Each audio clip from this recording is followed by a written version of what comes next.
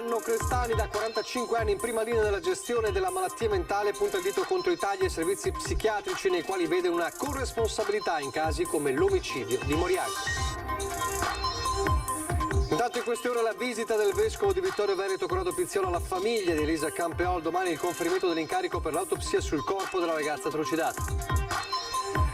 Tragico schianto in A13 tra Occhiobello e Villa Marzana, tir tampona un'auto, muore Renata Stefani, ex dirigente medico di Conegliano. Corsa alle vaccinazioni, Veneto supera i 4 milioni di dosi somministrate, la soddisfazione di Zaia. Stasera il governatore ospite di una puntata speciale di Ring a tutto campo, Covid, ripresa, la politica e il futuro del Veneto. Da oggi stop all'obbligo di mascherine all'aperto se non ci si trova in presenza di assembramenti, ma molti decidono per prudenza di utilizzarlo ugualmente o per abitudine. 2 mesi fa nel cantiere di Montebelluna la morte di Mattia Battistetti, la lettera di mamma Monica, sei il simbolo della giovinezza infranta, era una farfalla che vola spensierata. Fissata per domani pomeriggio alle 16 a Pieve di Soligo l'ennesima assemblea dei soci della DOCG Conegliano Valdobbiadene, già infuocata la vigilia. Capitale della Cultura 2024, stamane ad Asolo la presentazione della candidatura della città dei 1000 orizzonti. Telespettatori di Antenna 3, buonasera e ben ritrovati. Il telegiornale di Treviso, dunque ancora il delitto di Moriago e il dibattito attorno al delitto di Moriago. Monsignor Ermanno Crestani, da 45 anni in prima linea nella gestione della malattia mentale, presidente dell'Associazione Tutela Salute Mentale e componente del Consiglio di Dipartimento di Psichiatria dell'ULSS 2, punta il dito contro i tagli ai servizi psichiatrici nei quali vede una corresponsabilità in casi come appunto l'omicidio di Moriago. Sentiamo. C'è una specie di omicidio, c'è una specie di esecutore materiale e c'è una specie di mandante che non si sa chi sia. C'è una corresponsabilità indiretta dell'intero sistema di gestione della malattia psichica in un caso come quello dell'omicidio di Moriago, messo in atto dal 34enne Fabrizio Biscaro, e di chi, secondo Monsignor Ermanno Crestani, presidente dell'AIDSAM Sinistra Piave e fondatore del coordinamento veneto dei familiari dei malati di mente, dovrebbe, non per volontà propria, ma per legge, finanziare in maniera più consistente e strutturata i servizi rivolti a questi malati.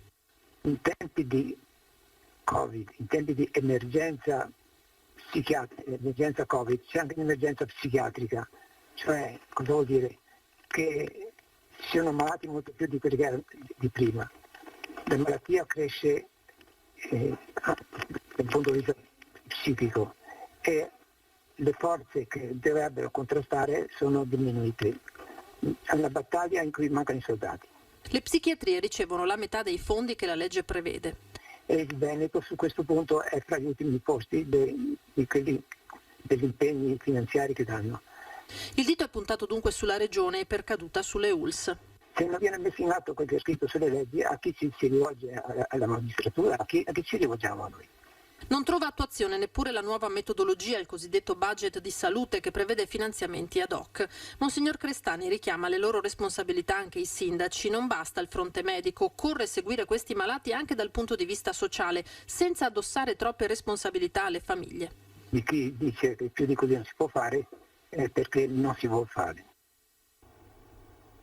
Intanto oggi il vescovo di Vittorio Veneto in queste ore si incontra con i familiari di Elisa Campeol per portare il conforto della diocesi, e nelle prossime ore verranno anche visionati i supporti tecnologici di Fabrizio Biscaro e domani il conferimento dell'incarico al medico legale per l'autopsia.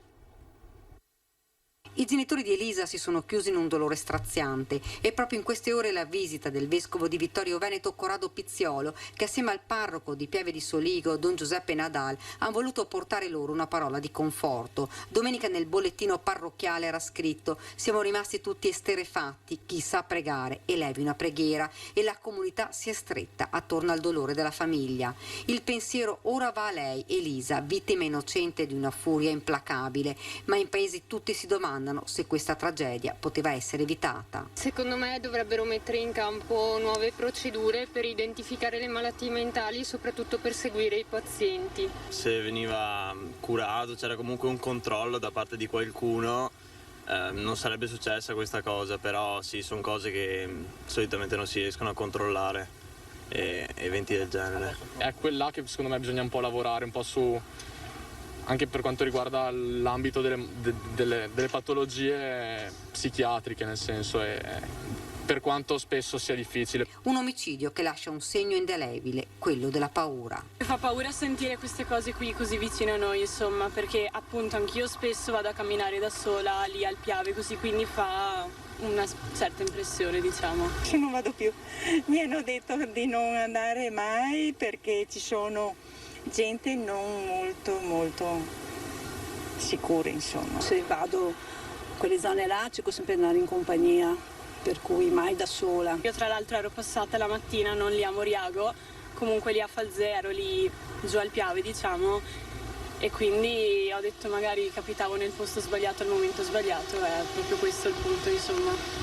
Presto sarà conferito l'incarico ad un perito per analizzare tutti i supporti tecnologici in mano a Fabrizio Biscaro. Insomma, saranno messi sotto la lente di ingrandimento il computer ed il cellulare, poi le immagini di videosorveglianza, cercando di ricostruire i suoi spostamenti. E tra mercoledì e giovedì ci sarà l'esame autoptico sul corpo di Elisa, raggiunto da una ventina di coltellate. Solo dopo la magistratura potrà dare il nulla osta per l'ultimo saluto alla 35enne. È balzato subito alla mente in quei giorni, subito dopo l'omicidio, quanto era avvenuto soltanto qualche mese prima a Mogliano con l'aggressione violentissima a Marta Novello. Il sindaco di Mogliano, Davide Bortolato, traccia le analogie tra questi due eventi e invita le famiglie a segnalare le situazioni che giudicano a rischio. Le coltellate, la violenza con cui Fabrizio Biscaro si è scagliato contro Elisa Campeola, all'isola dei morti di Moriago, uccidendola, riportano alla mente l'aggressione subita a fine marzo da Marta Novello a Marocco di Mogliano per mano di un ragazzo di appena 15 anni. Anche qui, se non fossero intervenuti due operai di passaggio, si sarebbe potuta consumare una tragedia inspiegabile. Purtroppo c'è un po' di analogia, insomma, tra questi fatti, queste persone che, ahimè, impazziscono e commettono quello che hanno commesso. Sono cose inspiegabili, purtroppo la mente umana a volte fa questi scherzi. È difficilissimo intercettare queste persone. L'aggressione a Marta da parte di un adolescente, da tutti descritto come mite, lo dimostra. Anche il ragazzo di Mogliano, insomma, che ha commesso questi atti prima di quell'atto contro la ragazza, non aveva assolutamente dato segni di squilibrio o altro. Purtroppo il Covid ha accentuato, ahimè, questi comportamenti. Le strutture, dice Bortolato, ci sono, la differenza la fa l'occhio vigile delle famiglie rispetto ai singoli casi. Serve molta attenzione e soprattutto anche i familiari devono accorgersi e segnalare ai servizi sociali dei comuni. Bisogna monitorare assolutamente e cercare in qualche modo di prevenire, anche se purtroppo la mente umana a volte è imprevedibile. Ancora la cronaca, si chiamava Renata Stefani, aveva 69 anni, la vittima del tragico incidente avvenuto poco dopo le 12 tra i caselli di Occhiobello e Villa Marzana nell'autostrada A13 in direzione Padova. L'auto su cui viaggiava è stata tamponata da un autoarticolato romeno. L'autista è stato denunciato per omicidio stradale, gli è stata ritirata la patente. Nata a San Donà di Piave, residente a Conegliano, Renata Stefani era un stimato medico chirurgo specializzato in oncologia e ora in pensione. Era stata anche dirigente medico dell'allora ULSS 7 di Pieve di Soligo. Tanti i temi questa sera di una puntata davvero speciale di Ring, anche il dibattito sul disagio psichico dopo e sui controlli del disagio psichico dopo ovviamente il delitto di Moriago della Battaglia, ma poi il Covid, la ripartenza, il futuro del Veneto, di una puntata speciale, dicevamo, perché nella prima parte della puntata di Ring di questa sera, a partire dalle 21:15, con il vice direttore Ferdinando Avarino, è ospite il governatore del Veneto Luca Zaia, che parla ovviamente anche di Covid, parla di un traguardo raggiunto proprio oggi dei 4 milioni di dosi di vaccino somministrate in Veneto e anche di una proposta, una controproposta sportiva in merito alla polemica tra Italia e Regno Unito sulla finale degli europei a Wembley. Allora, qualche anticipazione della puntata di questa sera, vediamo. Ha visto Draghi dire nei giorni scorsi, parlo di calcio, di europei in questo caso, che sarebbe un po' rischioso fare la finale in Inghilterra? Ha ragione. Ha ragione? Candidiamo il Bentegodi. Ma questa è una notizia, La controproposta è servita. Nella puntata di Ring in onda questa sera dalle 21:15 Luca Zaia si affianca alle parole del premier Draghi, polemico in questi giorni con i vertici del calcio per la scelta delle gare a Wembley, finale compresa, in un Regno Unito colpito dalla variante Delta. Oggi pensare di fare una partita con 60.000 persone in un contesto nel quale si parla di variante Delta a me sembra veramente, io condivido le parole di Draghi. E candida il Bentegodi, quindi per la finale degli europei. La faremo in versione ridotta, potrebbe essere un bel segnale. Noi qui in questo momento siamo in grado di farlo, ma fare anche di più, anche fare i test a tutti coloro che andranno a vedere la partita. Insomma, se il Veneto guida la corsa vaccinale in Italia, perché non scegliere proprio questa regione per garantire un afflusso di gente importante senza rischi? La macchina delle somministrazioni continua il suo lavoro con un altro traguardo superato. Esattamente questa mattina abbiamo aperto il nostro bollettino con 4.054.000 dosi inoculate ai veneti, e quindi il fatto che, basti pensare che se si chiede a qualche amico, qualcuno in giro per il Veneto se ha fatto il vaccino, se lo voleva fare eccetera, la stragrande maggioranza dice io ho fatto una dose, io ho già fatto le 2 dosi, quindi si sta vaccinando tanto, già un'immunità fra virgolette diffusa si sta creando, dopodiché quella di gregge la si realizza almeno sopra il 60-65% del totale dei cittadini. Nel frattempo, da oggi lo stop all'obbligo dell'uso delle mascherine all'aperto, se non in presenza ovviamente di assembramenti, e come abbiamo un po' raccontato anche oggi nell'edizione straordinaria, non solo nella Marca Trevigiana ma un po' in tutto il Veneto, c'è chi ha continuato anche a tenerla un po' per prudenza, un po' per distrazione. Guardiamo. Il primo giorno senza le mascherine, come si sente? Guardi, si respira finalmente, ci voleva, però bisogna stare attenti. Ci abbiamo un po' di FIFA, però è meraviglioso. E lei? Anch'io, idem, mi aggrego. Ma la mascherina ce l'ha in tasca? Certo, sempre qua, pronta all'uso, assolutamente.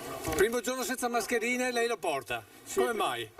E sono molto ossequioso. Sono appena uscito dalla banca. Meglio sicuro. Preoccupato un po' per il contagio? No, mai stato preoccupato.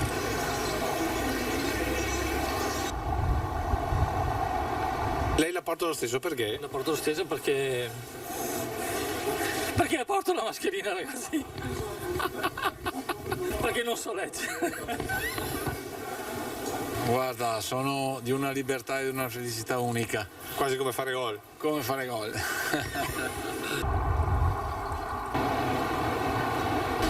Pensavo che non fosse obbligatorio neanche prima, comunque stare senza mascherina. È proprio libera, si delibera, ma sto molto bene senza, perché fa anche caldo. No, ormai ci siamo abituati, insomma, quando si va poi nei locali così la si usa ancora, perché vedo che la gente ce l'ha, però sì, quando si fa 2 passi tipo qua, che adesso non c'è poca gente, si sta volentieri senza. Poi abbasso il virus, basta. Meglio liberi, devo dire, liberi. Se sono in mezzo alla gente la tiro anche su. Anche se all'esterno? Sì, dai, stiamo un po' alle regole ancora. Senti, però, finalmente si riescono a vedere i volti delle belle ragazze. Finalmente, ma io non posso dire niente perché sono fidanzato, quindi meglio che non mi faccia sta domanda. Di nuovo la cronaca, domani saranno esattamente 2 mesi dalla morte di Mattia Battistetti, morto nel cantiere di Montebelluna. La mamma Monica, ha preso carta e penna e ha scritto una lettera. Mattia è la luce del sole sul grano dorato, la pioggia gentile attesa in estate, la farfalla che vola spensierata, la giovinezza infranta.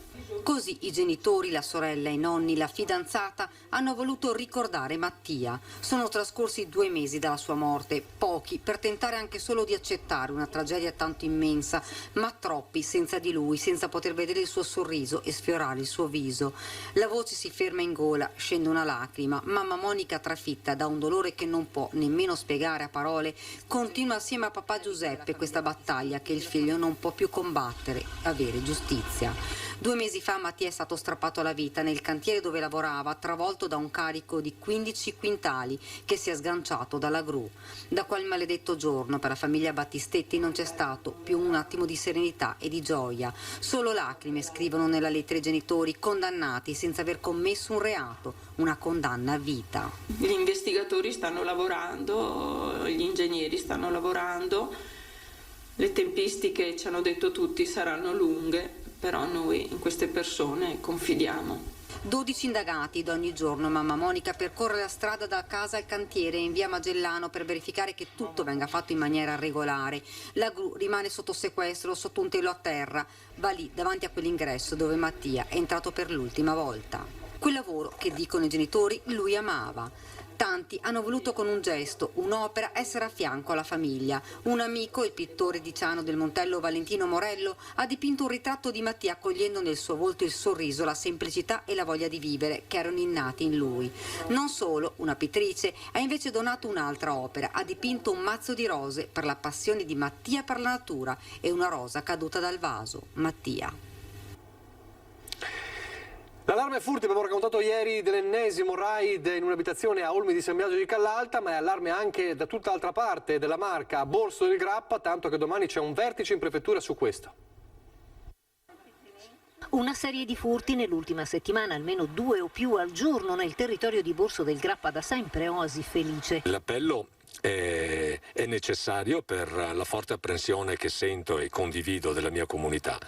Un appello bifacciale, chiamiamolo così, nell'avere una maggiore attenzione per quanto riguarda la propria abitazione, e c'è un secondo appello che è quello invece di un nutrito gruppo di miei cittadini giovani che hanno fondato un gruppo WhatsApp molto importante, molto interessante, che può sicuramente aiutare anche le indagini in corso a trovare una soluzione, una responsabile di questi gesti vandalici. Allo stesso tempo però vorrei anche fare un appello a queste persone di rispettare il proprio ruolo, di lasciare che sia la polizia locale, i carabinieri, le forze dell'ordine in generale ad assumersi la gestione di questo necessario e urgente intervento. Intanto domani dal prefetto di Treviso Maria Rosaria Laganà è stato indetto un tavolo di emergenza con le diverse forze dell'ordine coinvolte a seguito della telefonata di stamattina dello stesso sindaco. Si presume la banda sia di gente non stanziale che parcheggia in collina, agisce a piedi proprio per eludere il sistema di videosorveglianza.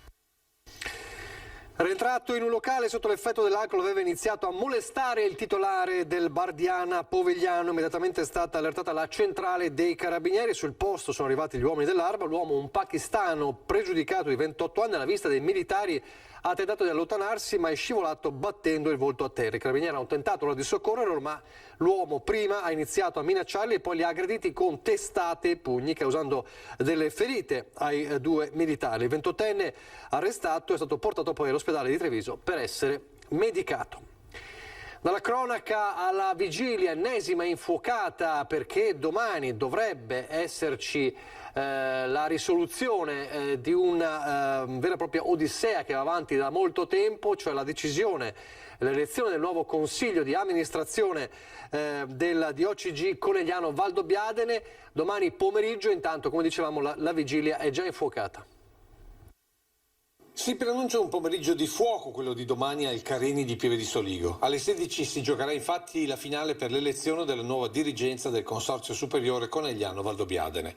Una storia infinita, fatta di contestazioni, diffide, pareri di esperti, pecche e carte bollate. Un muro contro muro che tutti oramai chiedono crolli per il rilancio di uno dei consorzi più importanti del Veneto e d'Italia. Per me l'importante è che sia un'assemblea sufficientemente serena, perché abbiamo bisogno della DOCG che cominci di nuovo a correre assieme a tutto il mondo del Prosecco, per cui qualsiasi soluzione condivisa per noi va benissimo. Ecco, l'augurio che faccio è che si trovi una condivisione che si è persa negli ultimi mesi. I segnali però sono tutt'altro che confortanti, visto che oggi l'ultimo consiglio di amministrazione via web pare si sia concluso a metà, con alcuni membri che hanno chiuso bruscamente il collegamento rifiutandosi di andare oltre. Le regole rimarranno quelle stabilite da tempo, ovvero verranno eletti 4 viticoltori, 5 vinificatori e 6 imbottigliatori, dai quali dovrà emergere il nuovo o la nuova presidente. E qui al momento siamo già oltre, perché dalle parti già si annunciano contestazioni sui possibili nuovi eletti, figuriamoci sul presidente. Già sfumata la sfida tutta al femminile tra Cinzia Sommariva ed Elvira Bortolomiol, ora tornerebbe in auge quella di Ludovico Giustiniani, già presidente veneto di Confagricoltura. Di sicuro lo sblocco di questa situazione oramai ferma da anni viene atteso non solo dalla Marca, ma da tutto il Veneto e non solo, stanco di vedere una guerra per le poltrone. L'obiettivo non è chi occupa le poltrone, ma è qual è la qualità di chi oggi occupa le poltrone e quali sono gli obiettivi che si pone. Pochi istanti di pubblicità, torniamo subito.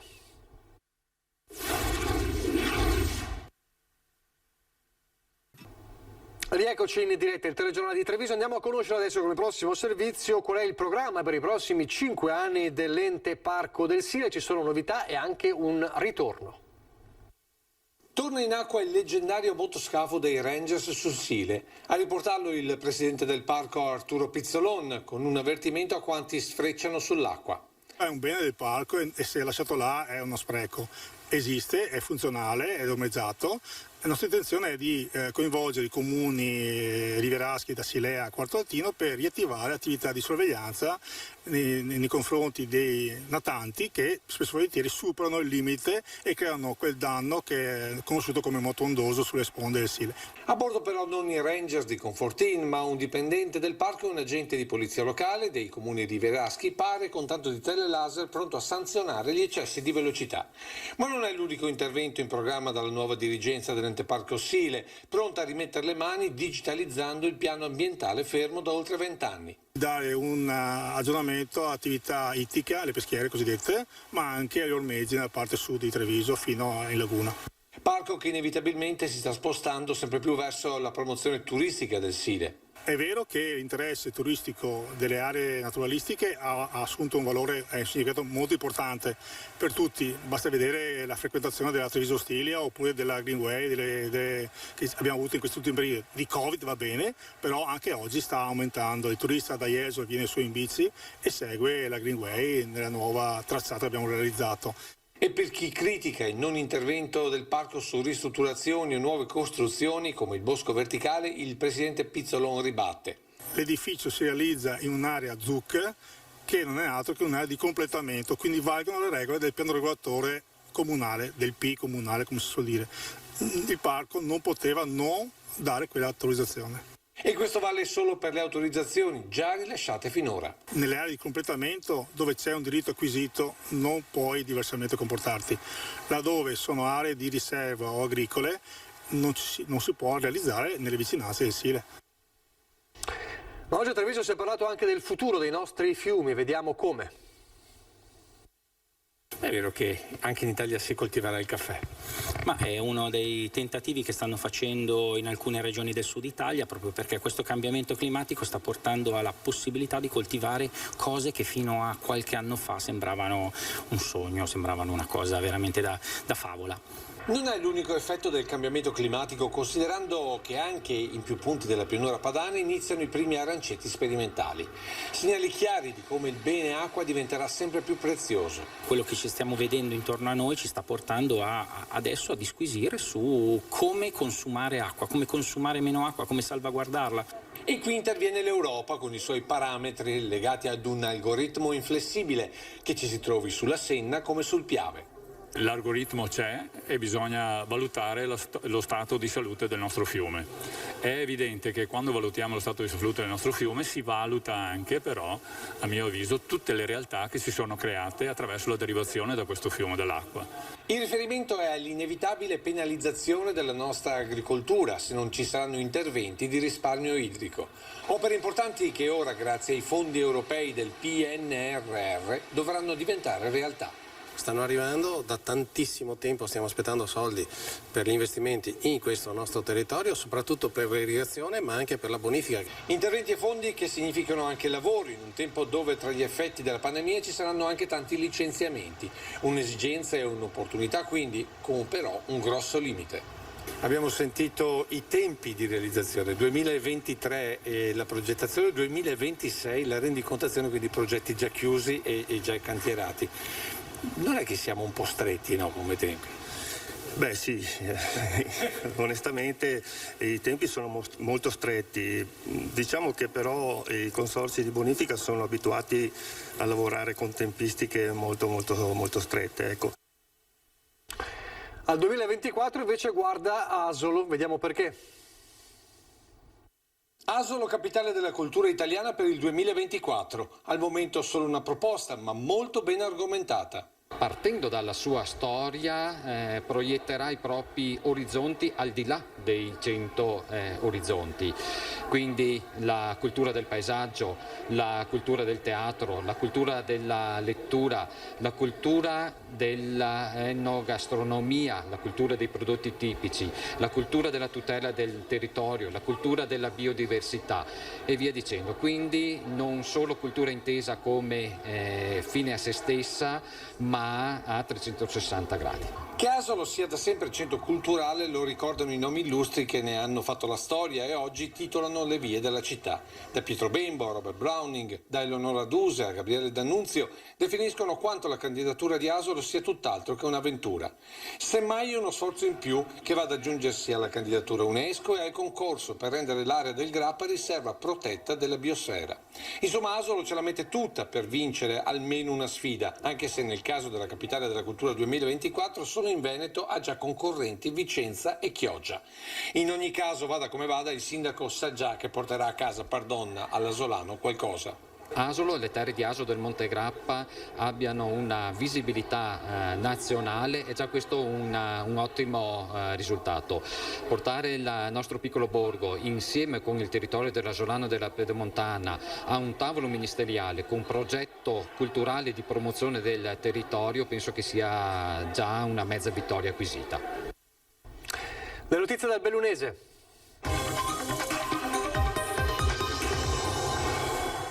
Sul fronte Covid l'importante novità è che da oggi è possibile prenotare ed effettuare la vaccinazione anti-Covid anche nelle farmacie del territorio che hanno aderito al progetto regionale e hanno concluso la formazione in ULS 1. Le farmacie territoriali si configurano sempre più come snodo centrale nel sistema di servizi sanitari, con il vantaggio di essere capillarmente diffuse nel territorio e quindi vicine al cittadino. La vaccinazione in farmacia è gratuita e indicata per le persone sane, non rientranti dunque nelle categorie estremamente vulnerabili. Nelle farmacie territoriali è disponibile anche la modulistica per l'autodichiarazione e le informative, eventualmente scaricabili anche dal sito www.uls1.veneto.it. Quindi la novità di oggi nell'ULS 1 Dolomiti è la possibilità di fare i vaccini anche in farmacie, nelle farmacie che hanno aderito ovviamente al progetto e hanno concluso la formazione per i vaccini. Intanto Belluno si colloca, stando all'ultimo studio, tra le prime province in Italia per la qualità della vita dei giovani tra i 18 e i 35 anni, soprattutto per le opportunità di lavoro. La soddisfazione del presidente della provincia, ma poi anche la perplessità di molti giovani che dicono mancano gli eventi. Belluno tra le prime 5 province in Italia per qualità della vita dei giovani tra i 18 e i 35 anni. Il quotidiano Il Sole 24 Ore ha steso 3 classifiche generazionali relative ai servizi offerti dai territori provinciali italiani a bambini, giovani e anziani. E Belluno, quinta insieme a Rovigo, seconda, svetta nella fascia intermedia. Questo è un dato estremamente positivo e mi conforta. Io lo leggo soprattutto in quelle che sono le disponibilità occupazionali. La provincia, soprattutto per quella fascia di età, può garantire ai nostri giovani delle opportunità di lavoro soprattutto nel settore del manifatturiero, ma sta crescendo anche l'agricoltura e dobbiamo cercare di tenere sul turismo, dove purtroppo la pandemia ha creato non poche difficoltà ad un settore che però è fondamentale per l'economia del nostro territorio. Penso i fattori invece sui quali possiamo lavorare per migliorare la qualità della vita è sicuramente gli spazi dedicati all'intrattenimento, allo svago, dove le opportunità forse per i nostri giovani sono poche. Nota dolente la scarsità di eventi, quindi, anche se stando ai vari parametri presi in esame per stilare la classifica generale, la provincia montana risulta avere una buona proporzione rispetto alla popolazione di aree sportive all'aperto, nono posto in Italia, e bar e discoteche, 11°, ma questo, stando alle voci dei diretti interessati, non basta. Di positivo c'è la tranquillità, perché comunque Belluno è una città senza criminalità, però secondo me mancano molte infrastrutture per i giovani. Non credo minimamente che sia una delle migliori province come qualità di vita, poi ci sono sicuramente tante cose da fare all'esterno, perché le montagne c'è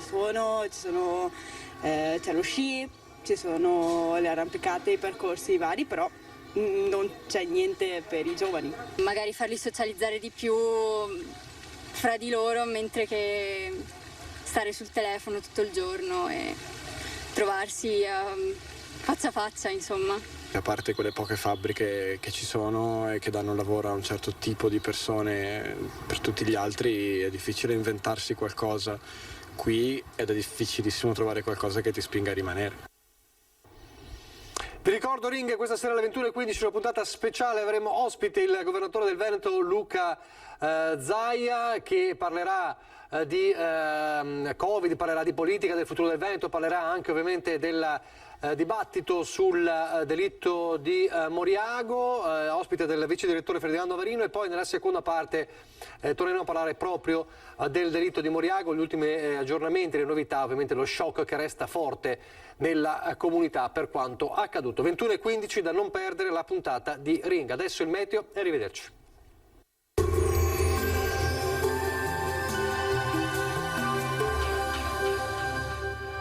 Lasciati ispirare dai nostri pavimenti e rivestimenti R di bagno. Tu scegli, noi pensiamo a tutto il resto. Meneghel, Aruncade, Treviso. Benvenuti al meteo. Anticiclone africano che non molla alla presa. Protagonista rimane senza dubbio il caldo, che però ad inizio luglio dovrebbe lievemente attenuarsi. Vediamo intanto il dettaglio di martedì 29 giugno.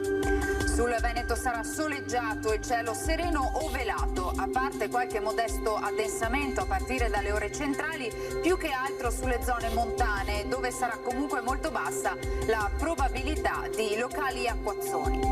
Temperature minime comprese tra 17 e 24 gradi, valori massimi oscillanti invece tra i 30 e i 36 gradi, con sensazione di afa molto presente. Ci spostiamo ora sul Friuli Venezia Giulia, dove anche qui avremo tanto sole dappertutto, qualche addensamento ci sarà, ma insomma senza ulteriori conseguenze. Temperature minime tra 21 e 25 gradi, massime sui 32-34 gradi. Infine uno sguardo alla situazione del Trentino Alto Adige, dove sarà in prevalenza soleggiato, il cielo sereno o poco nuvoloso e non sono previste piogge degne di nota. Temperature minime intorno ai 20-22 gradi, massime sui 34 all'incirca. Dal meteo di Antena 3 per ora è tutto, grazie per l'attenzione e arrivederci.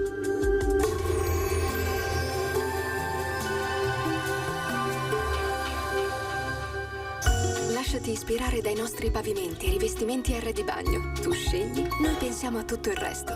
Meneghel, Aruncade, Treviso.